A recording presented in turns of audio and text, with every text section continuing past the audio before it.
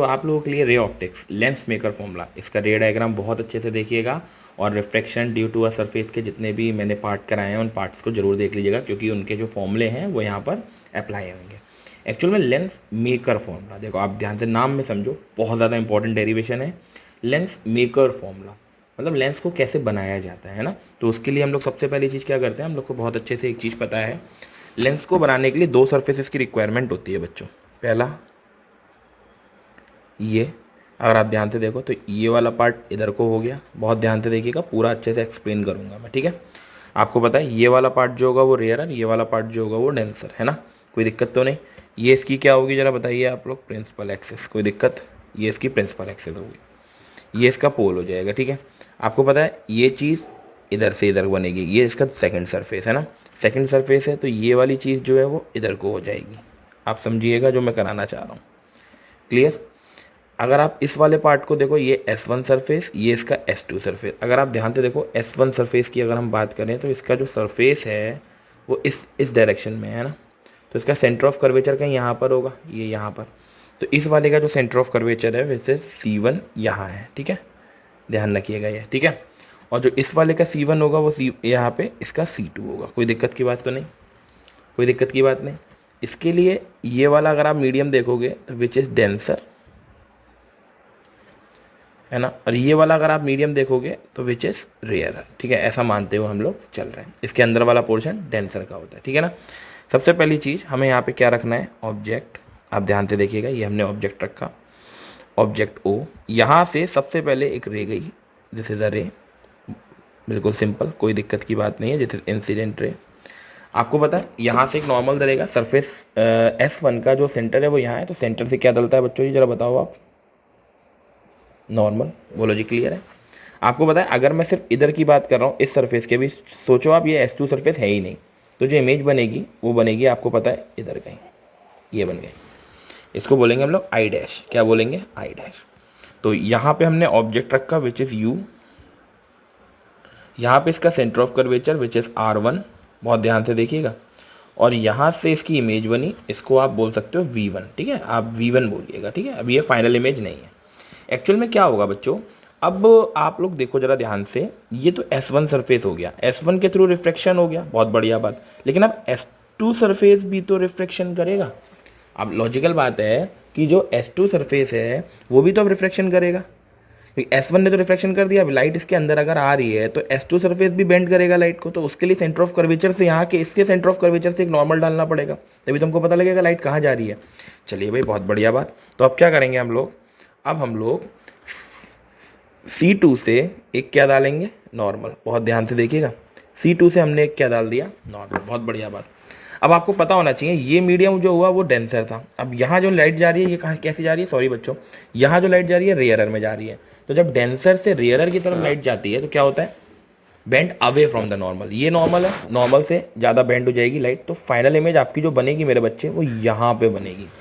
This is the final image, this is the final image, जिसको आप नाम दोगे मेरे बच्चे V। क्या नाम दोगे बेटा जी, V। ये चीज़ ध्यान रखिएगा बहुत अच्छे से, ठीक है। रे डायग्राम में कोई दिक्कत तो नहीं, बहुत ध्यान से रे डायग्राम को सीखिएगा, बगैर रे डायग्राम बनाए आप लोग इस चीज़ को बिल्कुल भी नहीं सीख सकते। रे डायग्राम पर सबसे ज़्यादा फोकस कीजिएगा, कुछ नहीं है, ऑब्जेक्ट लीजिए, ऑब्जेक्ट से S1 सरफेस पर डालिए, C1 से एक नॉर्मल ड्रॉ कीजिए, फिर देन अपनी एक इमेज बनाइए। उसके बाद क्या करिए, C2 से एक नॉर्मल ड्रॉ करना है आपको, C2 से एक नॉर्मल ड्रॉ करना है, देन उसके बाद light away from the normal, यहाँ पर आपकी लाइट बन जानी है, क्लियर है। सबसे पहली चीज़ मैं आपसे पूछूंगा S1 सरफेस के लिए, फ्रॉम रेयरर टू डेंसर के लिए जो डेरिवेशन होता है वो अपना क्या होता है ना। हम लोग जानते हैं refraction, refraction due to the S1 surface, है ना, S1 सरफेस। उसके लिए इमेज हमारी जो जाएगी, सॉरी रे जो हमारी जाएगी वो कहाँ से जाती है, rarer to denser, rarer to denser, जिसके लिए मैं आपको दिखाता हूँ कि कहाँ पे है हमारा वो, जैसे N2/V माइनस N1/U और 1/R N2 माइनस N1, ये हमारी S1 सरफेस के लिए, ठीक है, याद रखिएगा N2/V, ठीक है, ठीक है, याद रखना है आपको। तो वो हो जाएगा हमारे पास N2/V माइनस N1/U बराबर 1/R1 हो जाएगा और which is N2 minus N1 हो जाएगा। कोई दिक्कत की बात?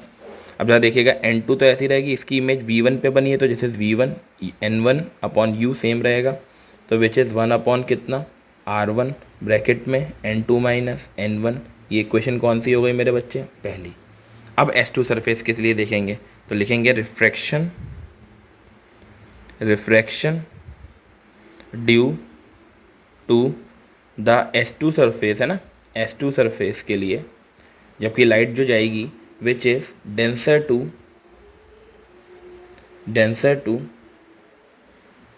रेयर, ठीक है, डेंसर टू रेयर। तो क्या होगा इसमें? डेंसर टू रेयर के लिए अब N2/U हो जाएगा, कोई दिक्कत नहीं है, N2/U हो जाएगा क्योंकि अब जो ऑब्जेक्ट है वो आपका कहाँ पे है? डेंसर मीडियम में। माइनस N1/V हो जाएगा, V हमारा V हो जाएगा, बराबर ये हो जाएगा 1 कितना R2 और ये हो जाएगा N2 माइनस N1। कोई दिक्कत की बात? अरे भाई जो तुम्हारा डेंसर मीडियम है वहाँ पे ऑब्जेक्ट है तो दैट्स वाई U हो गया, और जो N1 है वो तुम्हारा रेयरर मीडियम है, वहाँ पे तुम्हारी इमेज बनी है तो दिस इज V हो गया। कोई दिक्कत की बात? तरीके से एक चीज़ फोकस कीजिएगा, जो U होगा यहाँ पर बेटा वो बनेगा V1। कहना सर ऐसा क्यों?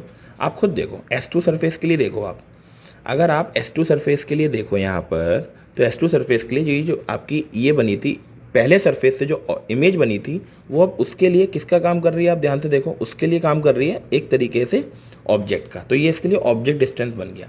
दैट्स वाई बेटा हमने U की जगह हमें क्या रिप्लेस कर देना है? N2/V1 माइनस N1/V बराबर 1/R2 ब्रैकेट में N2 माइनस N1। ये इक्वेशन कौन सी हो गई? दूसरी। अब इन दोनों इक्वेशनों को सॉल्व कर लेते हैं। इसके नीचे हम ये वाली लिख देते हैं, N2/V1 माइनस N1/U बराबर 1/R1 और ये N2 माइनस N1। ये इक्वेशन हमारी पहली हो गई। दोनों इक्वेशन को सेपरेट कर दीजिए, माइनस प्लस माइनस। आप ध्यान से देखिए, ये वाली टर्म कैंसिल। यहाँ से अगर आप देखें तो N1 कितना बचा? U माइनस N1 कितना बचा? V। यहाँ से N2 माइनस N1 आप कॉमन ले सकते हो, ब्रैकेट में कितना बचा? 1/R2 minus 1/R1। कोई दिक्कत की बात नहीं है। यहाँ से N1 कॉमन ले लीजिए, N1 कॉमन लेंगे तो 1/U माइनस 1/V बराबर N2 माइनस N1 और ब्रैकेट में 1/R2 माइनस 1/R1, है ना। यहाँ से आप क्या करें, आप जानते हैं length formula, 1/F is equals to 1/V minus 1/U। यहाँ पे 1/U है तो N1 इसे हम लिख सकते हैं माइनस का 1/F। कोई दिक्कत थोड़ी है, ये वाला V पहले ले लिया, ये बाद में ले लिया, माइनस कॉमन ले लिया, which is N2 minus N1। इसे हम लिख सकते हैं, इसमें से आप माइनस कॉमन ले लो बाहर, क्योंकि माइनस से माइनस कैंसिल कर दूंगा मैं, तो 1/R1 माइनस 1/R2, है ना। ये वाले माइनस से ये वाला माइनस कैंसिल हो गया, N1 को अपॉन में ले जाओ तो 1 focal length is equals to N2 minus N1 upon में कितना? N1, और यहाँ बचा 1/R1 माइनस 1/R2 और बच्चा इसको आप सेपरेट डिवाइड कर सकते हो, 1/F is equals to N2/N1 minus N1/N1, 1/R1 minus 1/R2, N1 से N1 कैंसिल हो गया, 1/F is equals to which is N refractive index minus 1, 1/R1 minus 1/R2, और ये जो पूरा हमारा डेरिवेशन निकल करके आया ये किसका है बच्चा जी? Which is lens makers formula. I hope clear हुआ होगा सभी को बहुत अच्छे से। तो प्लीज़ बहुत अच्छे से इस चीज़ को कॉपी कैट कीजिएगा और बहुत अच्छे से इसका रिवीजन कीजिएगा। तब तक के लिए मिलते हैं नेक्स्ट वीडियो में, ठीक है बच्चा।